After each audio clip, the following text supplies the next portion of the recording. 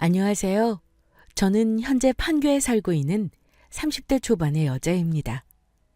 현재 저는 의류 쇼핑몰을 운영하며 살고 있어요. 30대부터 50대 여성이 입을 수 있는 다양한 스타일의 의류를 판매하고 있죠. 작업을 하는데 아무래도 트렌드에 민감해야 해서 20대 중반부터 딱 저와 같은 나이 또래의 직원들과 일을 하고 있습니다. 저를 포함하여 회사 전체가 다 여직원이에요. 출근을 하는 개념보다는 거의 모임을 나간다는 느낌이 들 만큼 스스럼 없고 유쾌한 사내 분위기입니다. 대표님, 이거 한번 들어보실래요? 이게 시간 때우기에는 딱 맞아요. 한 번은 회사 직원이 저에게 재미있는 유튜브 채널이 있다면서 제게 사연 채널을 소개해 줬어요. 어찌나 재미있던지 소개받는 그날부터 지금까지 2개월이 넘도록 열심히 사연을 듣고 있습니다. 새로운 사연이 업로드 될 때마다 빼놓지 않고 듣고 있어요.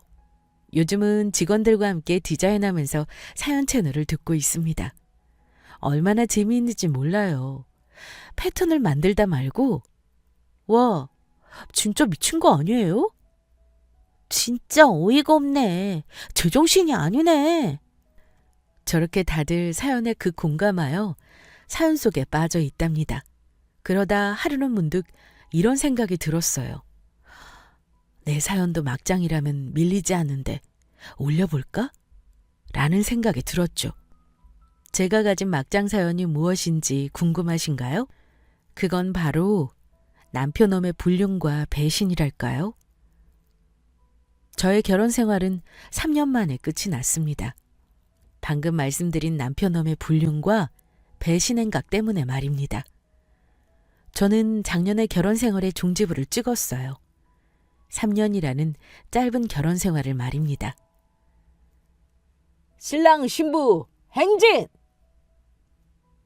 저는 1년 8개월 연애 후 결혼을 하였어요. 저와 남편은 동갑내기로 친구 같은 연애를 해왔죠. 결혼 생활도 너무나 즐거웠습니다. 물론 결혼 초반에만 말이에요. 정확히 얘기하자면 남편 놈이 사업을 하기 전까지 딱 행복했습니다. 오늘도 늦어? 이놈의 야근 진짜 죽을 것 같다. 얼른 집에 가서 민영이 너랑 맥주 한 캔 하면서 놀고 싶다. 그러게, 우리 남편 오늘도 고생하네? 안 자고 기다릴 테니까 조금만 더 힘내서 일하고 와. 골. 나 일 금방 하고 갈게. 족발 호출? 그럼 꿀이지. 저와 남편은 둘 다 맞벌이 부부였어요. 남편은 게임 개발 회사에 다니고 있었고 저는 디자인 회사에 다니고 있었죠. 맞벌이 생활을 했지만 두 사람 다 하루하루가 즐거웠습니다. 음식 취향도 똑 닮아 있었고 취미도 같았죠. 그냥 다 좋았습니다. 다만 남편은 늘 회사 일을 버거워했어요. 당시만 해도 사랑하는 남편이 힘들게 일을 하는 모습을 보는 게 마음이 편치는 않았죠. 이번 달은 내내 야근이야. 오늘도 팀장한테 깨짐. 아니 내가 무슨 게임 만드는 기계냐고. 결혼 후 남편은 늘 제 시간에 퇴근을 못했습니다. 늘 야근해 게임 개발을 해야 한다는 압박감에 아주 힘들어 보였죠. 그런 남편을 위해서 저도 제 일을 함에 불구하고 꼬박꼬박 제 손으로 밥을 지어서 먹였고 늘 반드시 다린 옷을 입혀 출근시키는 등 정말 열심히 그 사람을 내조했습니다. 민영아, 나 너무 힘들어. 진짜 더 일하다가는 다 일찍 죽을 것 같아. 하지만 저의 응원과 내조에도 불구하고 남편은 회사 다니는 것을 버거워했습니다. 이해했어요. 게임 개발 회사의 업무에 관한 내용을 기사로나 고발 프로에서 본 적이 많았거든요. 그래, 당신이 그렇게 힘들면 좀 쉬어. 우리 아직 젊잖아. 다른 일 얼마든지 할 수 있어. 나는 자기 몸이 제일 먼저야. 괜찮아. 고마워 민영아. 나 딱 한 달만 쉬고 금방 새로 일 찾을게. 정말 고마워. 당시만 해도 남편이라는 자식을 너무도 사랑했던 저는 그 사람이 일을 그만둔다는 것에 대해 지지했습니다. 막말로 30대 초반이면 어떤 일을 해도 잘 해낼 수 있을 것이라고 생각했어요. 실제로도 30대 초반이면 아주 젊은 나이잖아요. 그깟 돈이 뭐라고 더 일했다가는 사랑하는 남편을 잃을 것 같아 적극적으로 그 사람의 퇴사를 지지했습니다. 그렇게 퇴사를 한 남편은 참 열심히 돌아다녔어요. 놀았냐고요? 아니요. 놀지 않았습니다. 어때? 내가 예전부터 계속 조사한 건데. 이대로만 하면 이거 진짜 대박 날 것 같은데? 남편은 게임 개발보다는 자기의 재능을 살려 앱을 개발하는 데 꿈이 있었고 퇴사함과 동시에 그 꿈에 날개를 달아 적극적으로 사업을 구상하는 데 앞섰죠. 그 사람이 그렇게까지 즐겁게 일을 하는 모습을 처음 보았던 저는 덩달아 신이 나 그 사람의 꿈을 응원했습니다. 평생 월급을 받고 살아온 두 사람이라 자기 사업을 하는 데 있어 얼마나 큰 돈이 들어가는지 미처 알지 못했어요. 돈 앞에서 남편은 좌절했죠. 생각보다 사업에 필요한 돈이 컸기 때문입니다. 그렇게 꾸역꾸역 어떻게든 사업을 키워나가려고 그 사람과 저는 정말 고군분투했어요. 저는 제 직장 일과 남편의 사업 추진까지 둘 다 병행하느라 한동안 입병까지 달고 살았죠. 아버님, 저 좀 도와주세요. 그러던 어느 날 저희 친정집에 식사를 하러 간 그날 남편 놈은 저희 친정아버지가 주시는 술을 계속하여 받아 마시다 못해 자기가 직접 따라 먹기까지 한 후 술에 잔뜩 취해 저희 부모님 앞에서 펑펑 울기 시작했어요. 결혼한 지 이제 막 1년 차에 접어드는 사위 녀석이 당신들 앞에서 엉엉 울어대니 저희 친정 부모님이 얼마나 당황하셨겠어요? 우리 사이 왜 그러냐? 너희 남편 무슨 일 있냐? 저와 남편에게 번갈아가며 질문하시느라 정신이 없으셨죠. 장서방, 아니 서준이 너 자꾸 이렇게 울기만 할 거야? 아니 무슨 일이 있으면 있다고 얘기를 해야 할 거 아니야? 무슨 일이냐 물어도 이렇다 할 대답 없이 계속 우는 남편 놈이 답답했는지 저희 친정아버지는 일이 있으면 있다고 얘기를 하라며 역정을 내셨어요. 남편 놈은 그제야 울음을 그치고 저희 친정아버지 손을 부여잡은 채 이야기를 하기 시작했습니다. 저와는 상의 한마디 없던 일이라 저도 왜 그렇게까지 우는지 놀란 상태였어요. 그게 제가 회사를 그만뒀습니다. 뭐? 아니, 민영이 너도 알고 있었어? 아, 그게 얼마 안 됐어. 아니, 일이 너무 힘드니까. 우리 아직 나이도 젊고. 사실 시댁이랑 저희 친정에 알리지는 않은 상태였어요. 남편이 회사를 그만두었다는 사실을 말입니다. 저는 이야기하자고 했지만 남편 놈은 괜히 양가 어른들 걱정시켜드리고 싶지 않다. 그리고 어차피 금방 일을 다시 시작할 건데 뭐하러 말씀드리냐며 얘기하지 않았죠. 친정 부모님은 저의 얘기에 아무리 그래도 그렇지 어떻게 할 생각이냐며 물으셨습니다. 지금 생각해보면 남편 놈은 저희 친정 부모님이 그 질문을 해주기만을 기다리고 있었던 것 같네요. 친정 아버지가 그 얘기를 꺼내시자마자 기다렸다는 듯 술술 얘기하기 시작했죠. 그래서 방금 말씀드린 제가 개발하려고 하는 어플 특징이에요. 누가 봐도 너무 좋은 아이템이고 블루오션인데 너무 자금이 부족합니다. 장인어른, 장모님, 저 정말 이 기회 놓치고 싶지 않아요. 민영이한테도 더 당당하게 있고 싶고요. 이번 한 번만 도와주시면 민영이 그리고 장인어른 장모님께 제가 정말 더더욱 잘하겠습니다. 한 번만 도와주세요. 평생 도와주신 은혜 잊지 않고 살겠습니다. 장인어른, 저 이 일 너무 하고 싶어요. 두 들어보니 뭐 전망은 보이는구먼. 그래서 얼마가 필요한 건데? 장인어른! 남편 놈의 사업 구상을 듣고 난 친정아버지는 사업에 필요한 자금을 주시겠다고 하셨습니다. 저희 친정집은 경제적으로 여유가 있는 상황이에요. 아버지, 어머니 두 분 다 여전히 두 분의 사업을 하고 계시죠. 그에 비해 시댁은 경제적으로 몹시 어려운 상황이었습니다. 그래서 남편 놈이 자기 사업 자금에 관한 얘기를 시댁에는 하지 않았던 거고요. 정말 그런 돈을 해줄 수 없는 상황이었죠.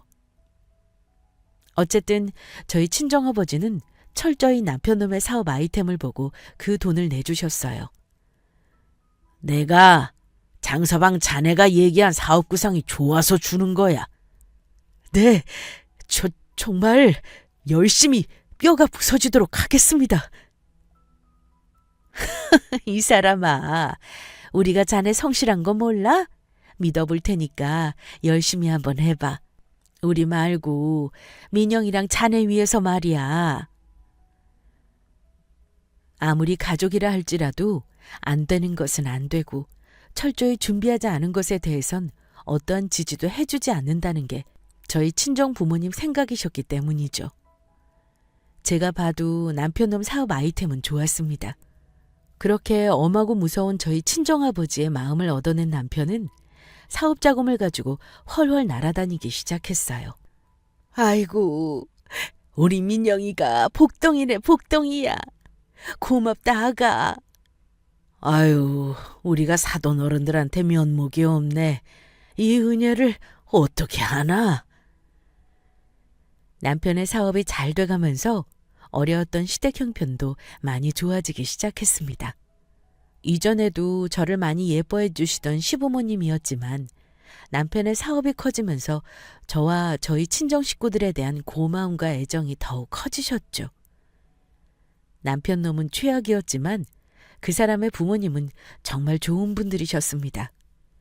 그러한 부분 때문에 남편 놈과 이혼할 때 힘들었습니다.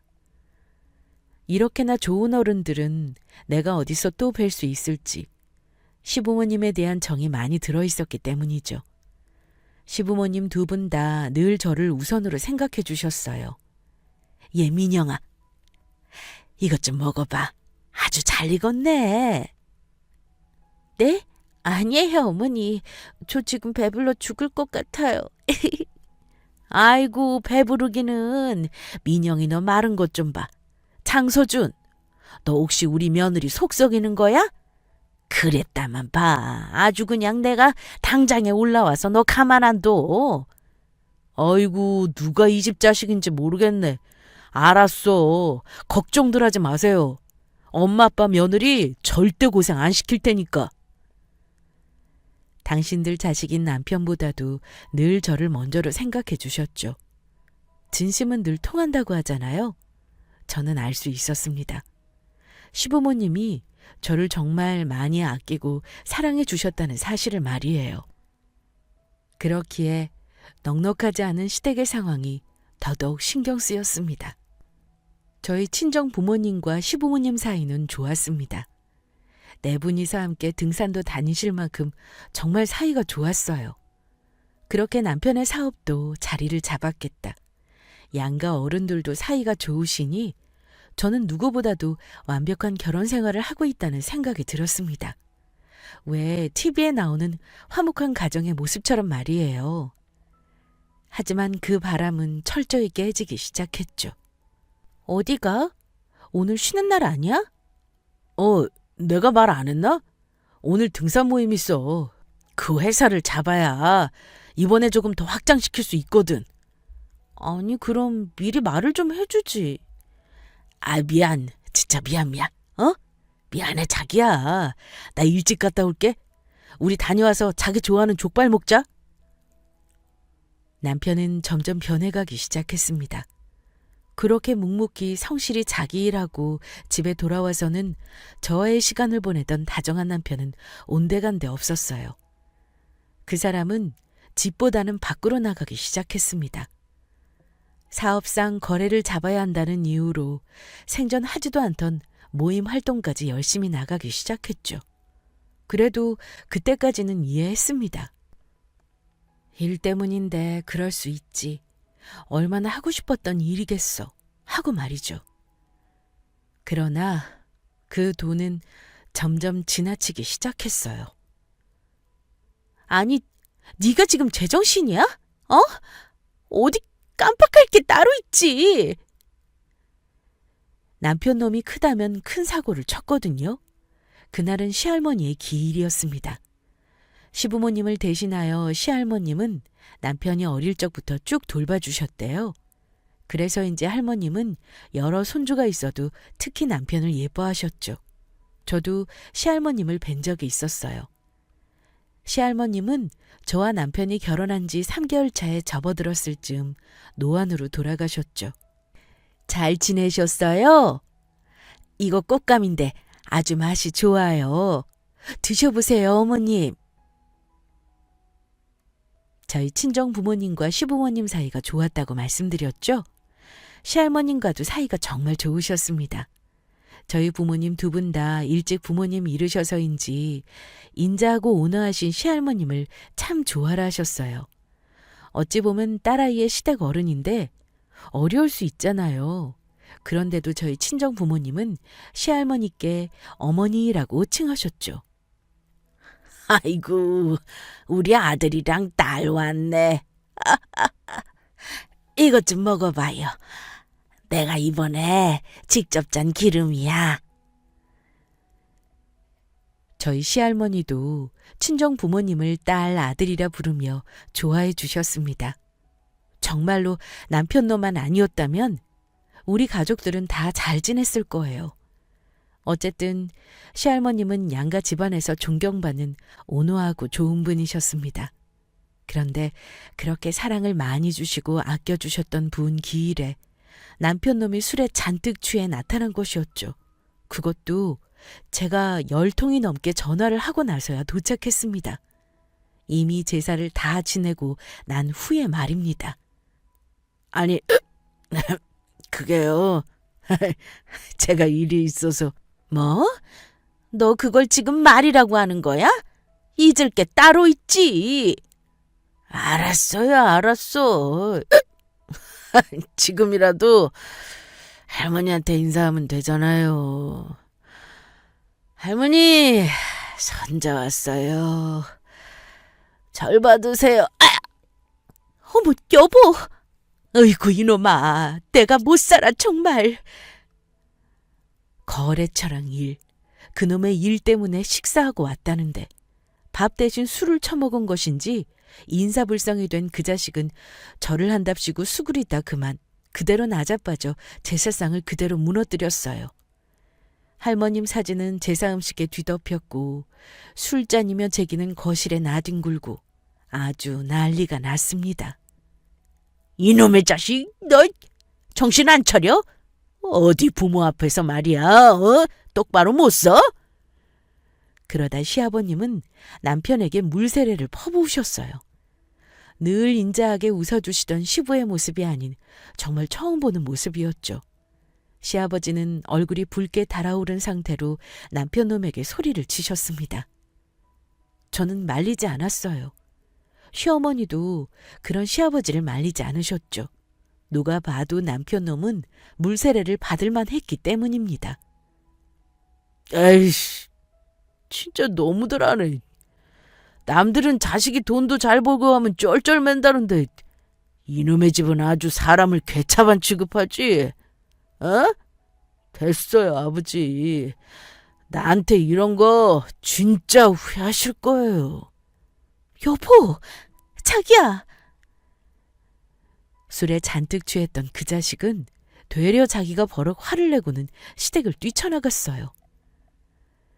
그렇게 최악의 기일을 보내고 난 뒤 남편놈은 한 달이 넘도록 시부모님 댁에 찾아가 무릎 꿇고 빌었죠. 시부모님은 너 같은 자식 둔 적 없다라며 밀어내셨고요. 한 달이 넘도록 실랑이를 벌이고 나서야 남편놈은 부모님께 용서를 받을 수 있었습니다. 그런데 그렇게 큰 사고를 치고 나서도 그 자식은 정신을 못 차렸어요. 금붕어 새끼도 아니고 어쩜 저렇게 금방 까먹을 수가 있나 싶었어요. 여전히 이곳저곳 모임에 나가고 일 핑계를 대며 일주일에 6일은 술에 취해 들어왔죠. 그렇게 저 역시 남편에 대한 신뢰가 떨어져 갈 때쯤 그 인간은 제게 또 한 번 수상한 흔적을 남겼습니다. 자기야, 핸드폰 새로 샀어? 왜 2개야?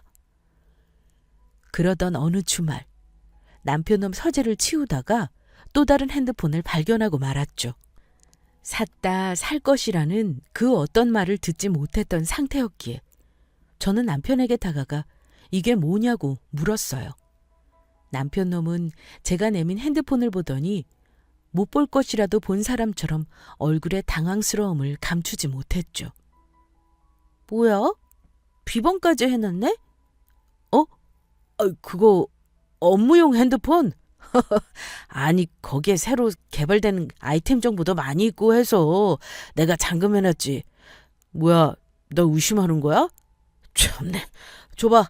내가 보여줄게. 보여주면 되지? 당연히 의심스럽죠. 여러분이라면 의심스럽지 않으셨겠어요? 남편이 나한테 얘기하지 않았던 또 다른 핸드폰을 갖고 있고 심지어 잠금까지 해두었다니 저는 너무도 의심스러웠습니다. 풀어서 나 보여줘. 나는 의심스러운데? 저는 솔직히 얘기했어요. 당장 보여달라고 말입니다. 남편 놈은 제 말에 스스럼 없이 비번을 풀어서 보여줬어요. 와, 나 진짜 서운하다, 이민영. 나를 못 믿네. 서운하다, 서운해. 어플 하나하나, 앨범 하나하나, 문자 카톡까지 싹 살펴보았지만 수상한 흔적은 없었어요.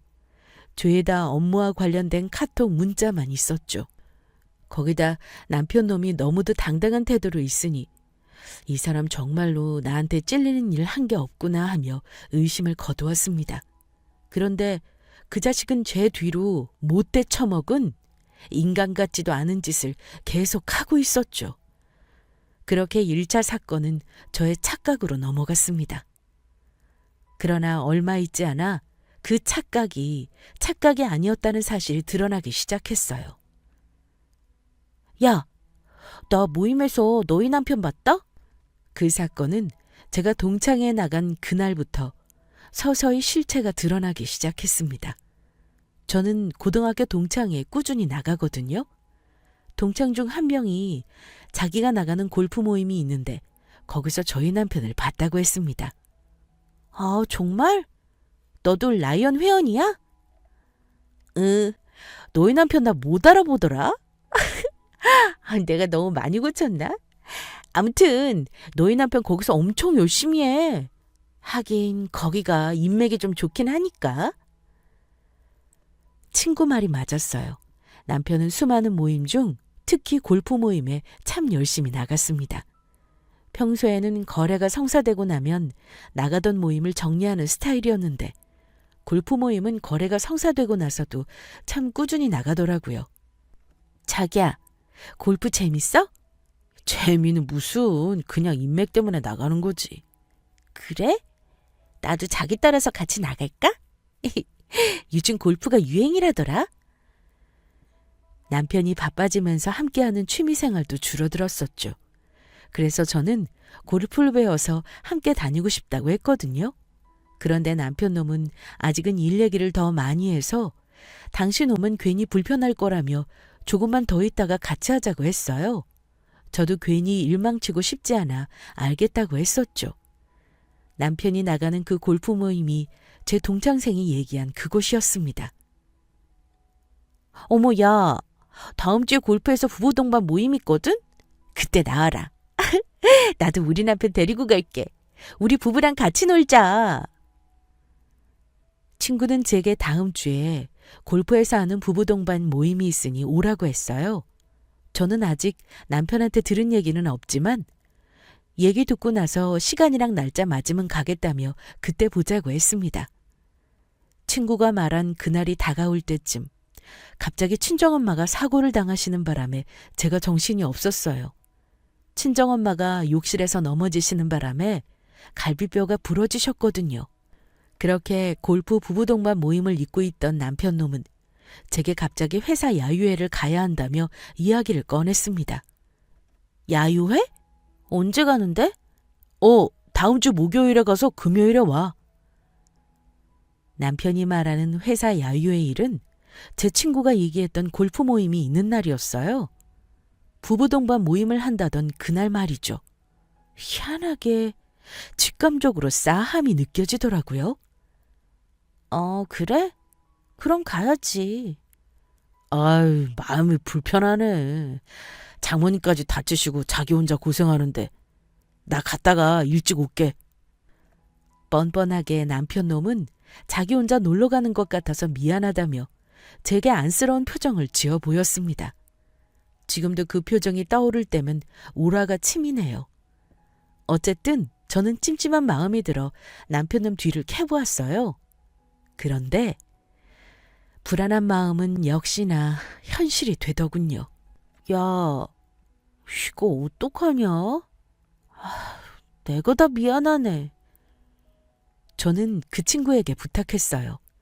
창피한 것도 무릅쓰고 우리 남편이 혹시 수상해 보이거나 누군가와 함께 온다면 나한테 꼭 얘기해달라고 말입니다. 친구는 제게 사진을 여러 장 보내며 난감해했어요.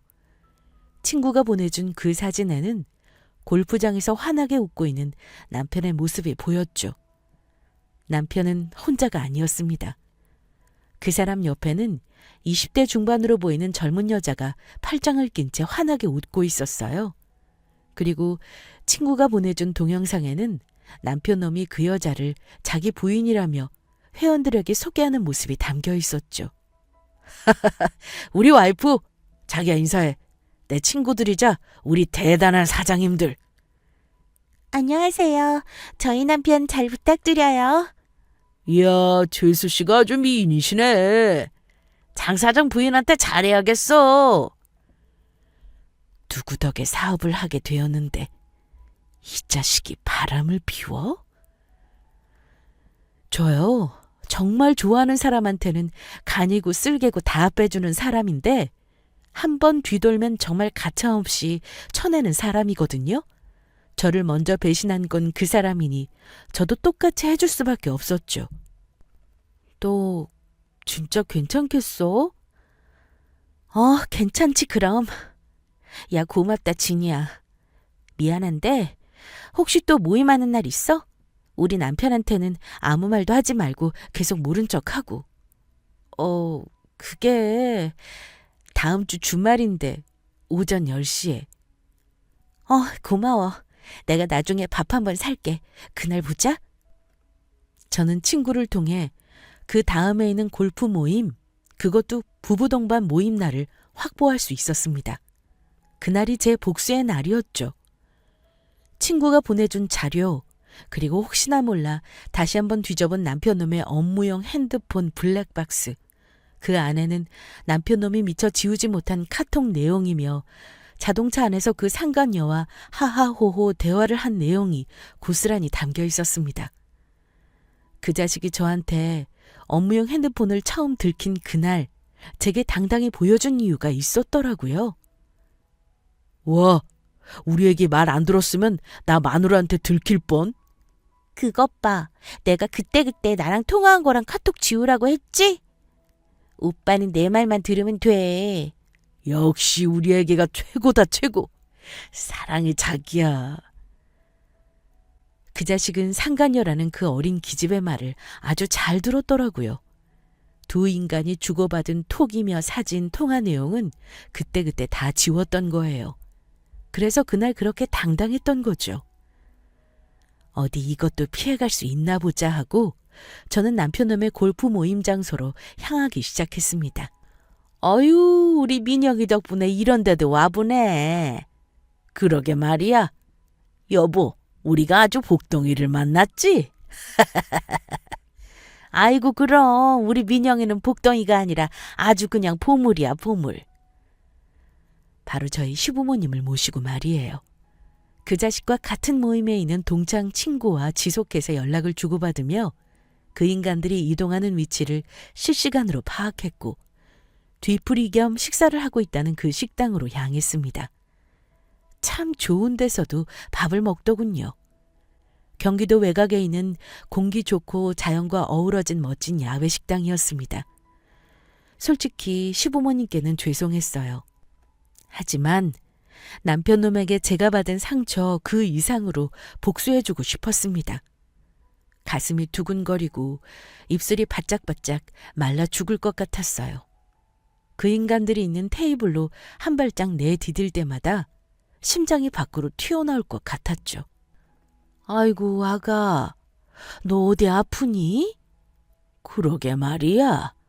우리 때문에 네가 괜히 피곤한 거 아닌지 모르겠네. 예? 아니에요. 저 괜찮아요. 괜찮냐? 어디 아픈 거 아니냐며 제 손을 꼭 잡아주시는 시어머니 손길에 발걸음을 돌릴까 그냥 모른 척 묻어둘까 나는 어떻게 해야 하나. 정말 눈물이 터져나올 것 같아 미칠 것 같았죠. 그런데 그때 시아버님이 누군가를 향해 소리를 지르셨죠. 장서준! 너 이 개만도 못한 놈이? 너 지금 뭐 하는 거야? 아버지! 아이고, 장서준 너 지금 뭐 하는 거야? 응? 가게는 일순간에 침묵에 휩싸였고 시아버님의 시선을 따라간 그 끝에는 제 동창생이 보였고 그 테이블 어느 곳에 사진으로만 보던 그 젊은 여자와 제 남편 놈이 보였습니다. 공공장소에서 딱 붙어 앉아 손을 만지작거리고 볼을 어루만져주는 누가 봐도 부부 같은 두 사람의 모습이 보였어요. 다리에 힘이 풀려 그대로 주저앉아 버렸습니다. 그런 저와는 달리 시아버지와 시어머니는 어느새 그 인간들이 있는 테이블로 향하셨죠. 너 이 개놈의 자식! 네가 사람 새끼야? 어? 네가 어떻게 이 망할 놈의 자식아! 저희 시아버지는 원래 유도를 하셨었던 터라 연세보다 체력도 좋으시고 힘도 세셨어요. 언제 잡아채신 것인지 가게에 장식돼 있던 나무토막을 휘어잡으신 채 남편 놈을 향해 휘두르고 계셨습니다. 아버지! 아파요! 오빠! 치사한 자식. 그 자식은 시아버지를 피해 자기와 바람난 그 여자애를 버려두고 홀라당 가게 밖으로 냅다 도망을 치더라고요. 시아버지는 그 자식을 쫓아 불이 나게 가게 밖으로 따라 나가셨죠. 이 머리에 피도 안 마른 것이 어디서 가정 있는 남자를, 어? 아줌마 잘못했어. 어디서 할 짓이 없어서, 어? 잘못했습니다. 잘못했어요. 남편 놈의 상간녀인 그 여자아이는 저희 시어머니에게 머리채를 붙잡혀 이리 휘둘리고 저리 휘둘리며 머리카락과 옷이 잔뜩 뜯겨나가고 있었습니다. 저도 그쯤 되니 정신이 들더군요. 남편 놈은 이미 시아버지한테 반죽음 상태로 맞고 있었기에 저는 그 여자아이한테 다가가 뺨을 정확히 3번 후려갈겼습니다. 네가 먼저 만나자고 했니? 아니요. 얼마나 만났니? 3년이요. 아이고, 아니 민영아, 3년이면 너희 결혼하고, 아이고, 3년이라니. 남편 놈은 저와 결혼하자마자 혼인신고도 하기 전에 그 여자랑 바람을 피우고 있었습니다. 그 여자의 말로는 자기가 남편 놈이 일하던 게임 회사 사내 카페에서 일하고 있었는데 거기서 만나게 되었다고 했어요. 그 얘기를 들은 시어머니는 목덜미를 잡고 쓰러지시기 일보 직전이었고 저 역시 숨이 가빠져 정말 간신히 정신을 붙들고 있었습니다. 그래서 대체 저 자식이 너한테 뭐라고 하면서 꼬셨니? 저 혼자 일하는데 오빠가 자주 둘러주고 말도 한두 마디 주고받다가 정말 죄송해요, 사모님. 정말 죄송해요. 그러면 안 되는데 오빠가 너무 좋아서 저도 어쩔 수가 없었어요. 어쩔 수가 없었어? 그럼 끝냈어야지. 그렇게 죄송한 계집애가, 그렇게 죄책감 있다는 계집애가 3년을 만나? 너 그게 죄책감이고 죄송한 거야? 참네. 너무 좋았답니다. 너무 좋아서 가정 있는 남자인 거 알면서도 만났대요. 어이가 없어서 눈물도 안 나더군요. 말 그대로 어이가 없었습니다. 민영아. 그때 한쪽 눈이 시퍼렇게 멍든 남편놈이 망나니 꼴을 하고 제 앞에 나타났습니다. 남편놈 옆에는 제 눈도 못 마주치며 당신이 죄인인 것 마냥 고개를 푹 숙이고 계시는 시아버지의 모습이 보였죠. 아버님이 왜 그러고 계세요? 죄송해요. 제가 제 욕심 때문에 어머니 아버님 이런 곳까지 모셔오고 정말 죄송해요. 시아버지와 시어머니 얼굴을 보는데 그제야 눈물이 나기 시작했어요. 부모님 같은 두 분한테 상처를 드린 것 같아 너무 죄송했어요. 아가, 울지 마. 너 이 자식이랑 이혼해라. 우리가 자식을 잘못 키웠어. 정말 미안하다. 시부모님은 제게 이혼을 해도 괜찮다고 했어요. 당신들이 자식을 잘못 키웠다면서 입이 10개라도 할 말이 없으시다고 말입니다. 민영아, 내가 잘못했어. 내가 정신이 어떻게 됐나 봐. 내가 정말 미안해. 인제 와서 뭐가? 어떻게 3년이나. 차라리 나랑 결혼하지 말던가. 왜 사람을 이렇게 만들어? 왜? 내가 잘못했어, 민영아. 내가 미친놈이야. 남편놈은 이리저리 눈치를 살피다 제게 무릎을 꿇고 싹싹 빌기 시작했어요. 자기가 정말 미친놈이라면서 말입니다. 저는 울며 불며 소리쳤어요. 그럴 거면 나랑 결혼하지 말지 왜 나랑 결혼해서 사람을 이렇게 비참하게 만드냐고 말입니다. 그렇게 저 여자애랑 밖에서 나돌고 나서 집에 와서 나한테 아무렇지 않게 사랑한다고 이야기하고 나랑 손을 잡고 나를 안을 수 있었냐고 말이에요. 그 자식은 같은 말만 반복했습니다. 자기가 미친놈이다. 죽일 놈이라면서 말입니다. 그날이 제 인생에서 2번 다시 있을 수 없는 가장 최악의 날이었어요. 왜냐고요?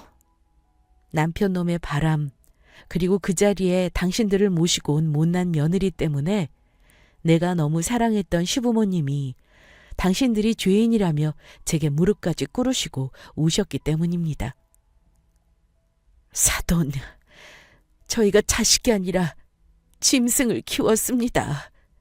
정말 죄송합니다. 시부모님은 그날 이후 저희 친정 부모님을 찾아오셨고 다시 한번 무릎을 꿇으셨어요. 당신들이 자식을 잘못 키웠다면서 말입니다. 저희 부모님과 시부모님이셨던 두 분, 양가 어른들은 아무 말 없이 펑펑 우셨어요. 그리고 저는 그날부로 남편놈과의 이혼을 진행했어요. 이혼 판결을 받는 날보다도 이혼 과정이 더 힘들다더니 정말 끔찍했습니다. 함께 골랐던 집안 구석구석의 물건들, 평생을 함께할 사람과 사는 첫 집이라며 좋아했던 우리의 집, 사진, 모든 것들이 한순간에 재산으로 분류되어 누가 얼마를 가져가냐의 척도가 되었죠. 물론 당연히 제가 다 갖고 오게 되었습니다. 위자료까지 받았죠. 이혼의 귀책 사유는 불륜을 저지른 남편한테 있었으니 말이에요. 민영아, 내가 차라리 달마다 갚을게. 제발. 너 무슨 나한테 대출 받았어? 그리고 그거 내 돈 아니야. 우리 아빠가 너한테 대준 사업 자금인 거지. 야, 그럼 내가 지금 상황에서 너한테 얘기하지 장인어른한테 얘기해? 제발 나 좀 봐줘. 나 정말 아무것도 없어서 그래. 누가 네 장인이야? 말 똑바로 안 해? 그리고 남편놈에게 주었던 저희 친정아버지의 사업자금. 그것도 이혼과 동시에 다 빼앗아 왔습니다.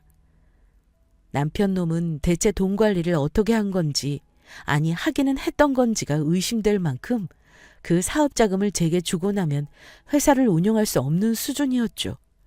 그러면서 제게 제발 봐달라, 자기가 차라리 달마다 얼마씩 갚겠다며 매달렸어요. 내가 이혼하는 마당에 네 사정을 왜 봐줘야 하는데? 설명해봐. 야, 민영아, 내가 그렇게 싫으면 우리 엄마 아빠 봐서라도, 어? 참, 너 진짜 최악이다. 하다 너희 부모님 얘기까지 해? 어머니 아버님 너 때문에 내 앞에서 그리고 우리 엄마 아빠 앞에서 무릎까지 꿇으셨어. 너 그런 분들한테 죄송하지도 않니? 뭐? 엄마 아빠 봐서라도 돈 가져가지 말라고? 그럼 네가 애초에 잘했어야지. 나 2번 말 안 해. 당장 이번 주 안으로 입금해. 야, 민영아. 정말 인간 같지도 않은 자식. 그 자식은 자기 때문에 무릎까지 꿇은 부모님을 제게 거론하더라고요. 그때 정말 없던 정까지 뚝 떨어졌습니다. 그 자식은 알고 있었거든요. 제가 시부모님을 얼마나 아끼는지, 그리고 그분들이라면 분명히 제 마음이 약해질 것이라는 걸 말입니다. 그래도 이 악물고 무시했어요.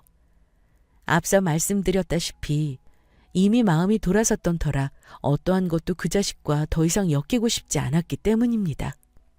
민영아, 민영이 너는 너무 예쁘고 소중하고 감사한 존재라 어디를 가든 누구를 만나든 꼭 사랑받고 행복하게 지낼 수 있을 거야.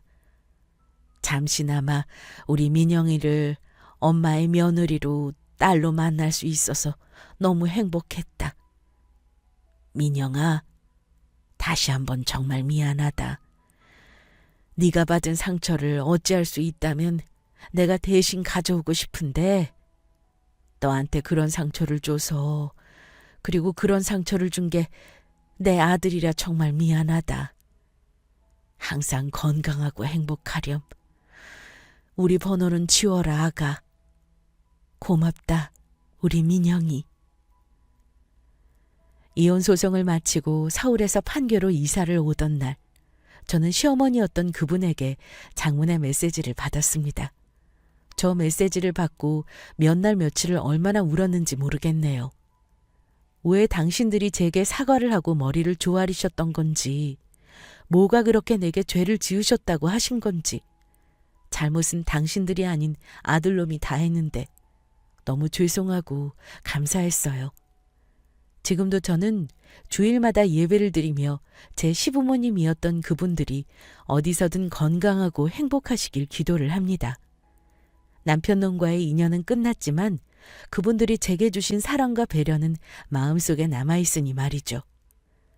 이혼을 하고 판교로 오면서 저는 다니던 직장도 정리하고 지금의 쇼핑몰을 차리게 되었어요.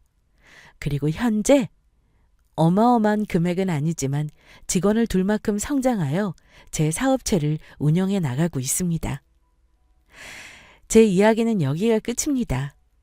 제 이야기가 어떠셨나요? 저는 제 이야기를 들으시는 다른 분들의 삶이 제가 겪은 그런 폭풍 같지 않기를 바랍니다. 앞으로도 그러셨으면 좋겠고요. 모든 분들이 평화롭고 사랑 가득한 하루하루를 보내시길 바랍니다. 정말로요. 지금까지 제 이야기를 들어주셔서 정말 감사합니다. 그럼 저는 이만 물러날게요.